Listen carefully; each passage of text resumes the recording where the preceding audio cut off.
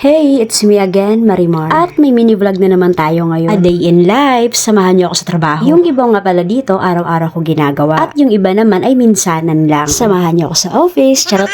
Alam niyo ba, araw-araw talaga akong nalilate. Buti na lang talaga mababait yung mga amo ko. Kaya naman, pagkarating ko sa tindahan, ay inaasikaso ko agad yung mga dapat trabahuin. Tapos ay magdodora na ako agad. Bakit Dora? Kasi diba si Dora la agad? Ayun, ganyan na ganyan ako kapag umaga. Pero hindi naman to araw-araw. Kapag tapos na ako magdora, ay tsaka na ako mag-aalmusal. Hindi na nga kami libre ng lunch. Pero kapag sa almusal ay nakakalibre kami. Lalo na kapag may biniling pandesal yung amo namin. Tapos kapag kawala naman, ay po pwede naman daw kaming kumuha ng burger. Pero wag naman sanang ubusin yung isang balot. Tapos po pwede din kaming magpalaman ng mayonnaise. Minsan nga din ay dito kumakain yung mga amo namin. Kaya naman kapag lunch ay nakakalibre din kami ng ulam. Sa working routine ko talaga yung hindi mawawala ay yung pakikipagchismisan. Eto lang kasi talaga yung motivation ko. Charot.